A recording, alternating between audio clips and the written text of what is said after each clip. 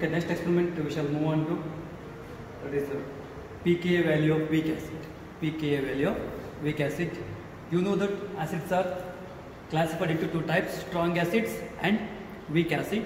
Strong acid, for example HCl, undergoes complete dissociation. That's what it's called as strong acid. Whereas weak acid is, it undergoes partial dissociation, hence it is called as weak acid, nothing but weak electrolyte. Nothing but weak electrolyte. Today we are determining pKa value of one such type of weak acid against sodium hydroxide.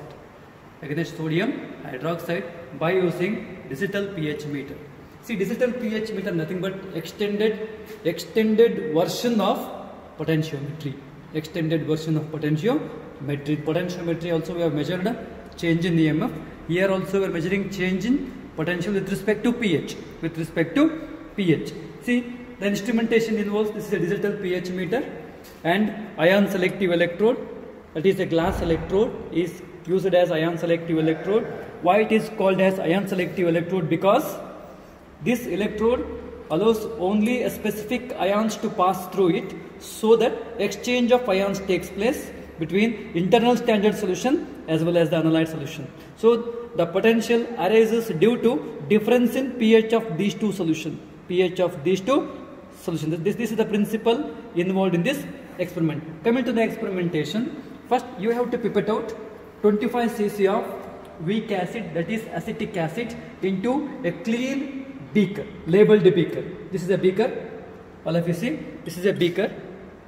Here we have taken 25 cc of weak acid such as acetic acid by using 25 cc pipette. Then glass calomel electrode assembly. This is a glass calomel electrode assembly. Look at, this is electrode. This is outer the glass surface. What I can see, this is glass electrode. Inside one more electrode is mounted, that is called as calomel electrode. So glass electrode acts as ion selective electrode, from which we are measuring the change in potential occurred during the course of electrochemical reaction.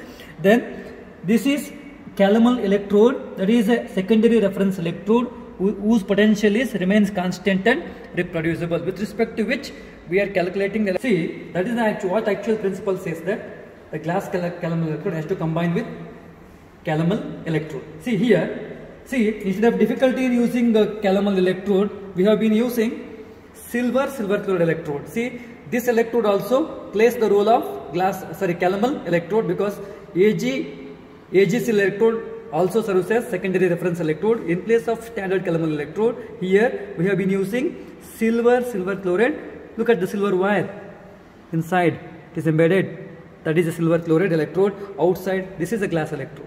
This is a glass electrode, a bulb shape. Here the glass membrane is there, okay, through which exchange of ions takes place. Okay, this exchange of ions develops a potential. This is the principle involved in this experiment. Then I have already mentioned 25 cc of acetic acid is taken in the clean beaker, and meanwhile standard sodium sulfate 0.5 normal standard sodium hydroxide is taken in water, microbirette. This is called as microbirette. What we have taken? Sodium hydroxide. Record the reading for zero addition of sodium hydroxide. Let us see, this is the digital pH meter, shows some reading. Now dip it and record it. Stir it by using small glass rod like this. Record it. Now it is showing 3.06. Then record it 3.06. So with respect to zero addition of sodium hydroxide. Now go on adding sodium hydroxide in 0.5 cc interval. Now I am adding 0.5 cc. Stir it. See, upon the addition of sodium hydroxide means we are adding strong base, pH has to increase. Look at 4.13 for zero addition. The reading is 4.13.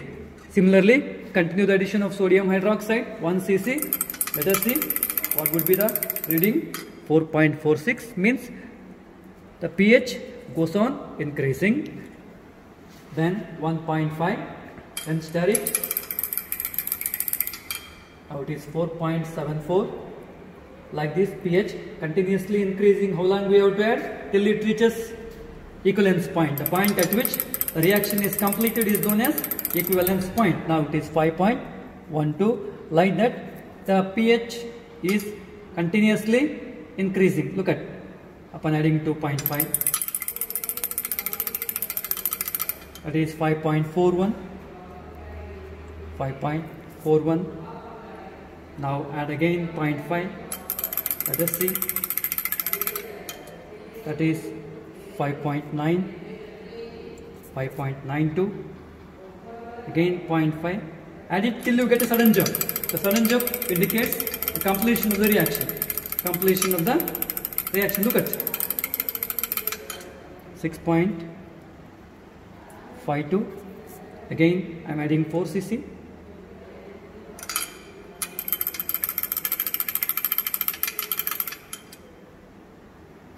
Look at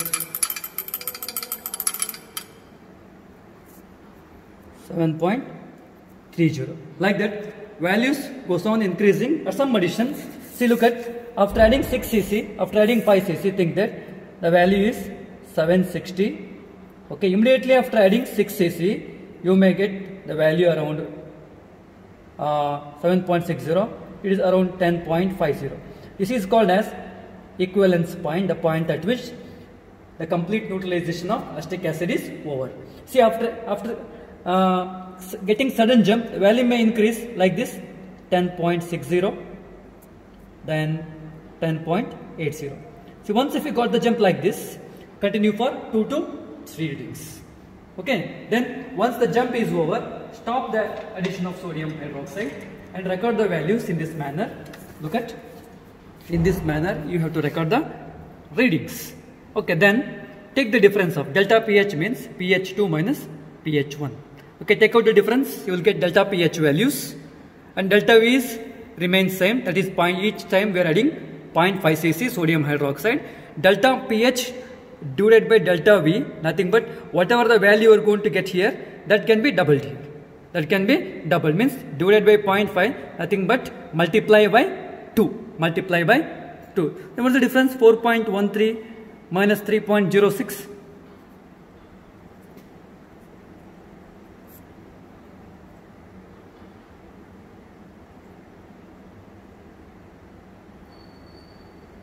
See, look at, this is 1.07.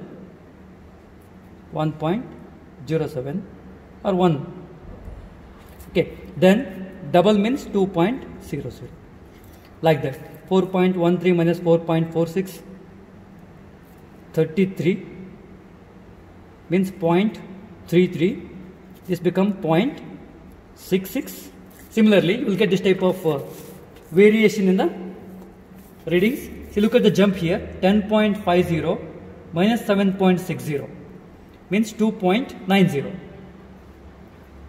This is 2.90, double 5 point. This is the point at which the reaction is completed. Now look at the difference again. It again decreases, 0.10 become 0.20, again 0.10 become 0.20. Each time how much we are adding? 0.5 cc. Now here you have to plot the two graphs. Look at the first graph, we have to plot by taking volume of sodium hydroxide on x-axis and the delta pH divided by delta V on y-axis. The scale, what scale you have to choose is, best suitable scale is x-axis 1 cm is equal to 1 unit, y-axis 1 cm is equal to 1 millivolt per centimeter cube. Like that you are going to get a plot.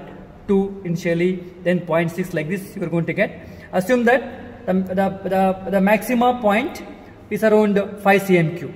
5 cm cube from the maxima, the point of maxima, draw a line which is perpendicular to x-axis. That you came to know how much amount of sodium hydroxide actually been utilized to neutralize acetic acid completely. That is called as equivalence point. Then you have to concentrate more on equivalence point, the point at which the concentration of acid is equal to concentration of salt. Okay, according to Anderson-Hasselbalch equation, the pH is equal to the pKa plus log of salt divided by acid. log of salt by acid means concentration means unique means log 1 is 0, therefore pH is equal to pK. So that is the equivalence of equivalence point. 5 divided by 2, nothing but 2.5. Remember this value. Then you have to plot the second graph by taking volume of NaOH on x-axis and direct pH, the rise in pH versus y-axis. What is the initial reading? 3 point something. Like this, the points goes on increasing with respect to the addition of sodium hydroxide. You will get S-shaped curve. And remember this value. What is the value of equivalence point? 2.5 cc. Make a mark exactly at x-axis. Then from this point, draw a line. This line will cut that S-shaped curve somewhere in the middle. From the point of interception, draw one more line perpendicular to y-axis. Here it is coinciding with some reading on the y-axis. That is the answer. Means at equivalence point, whatever the pH obtained, that is equal to the pKa. pH is equal to pKa, that is equal to the value obtained after plotting the graph. Okay, this is about the determination of pKa value of weak acid by using sodium hydroxide.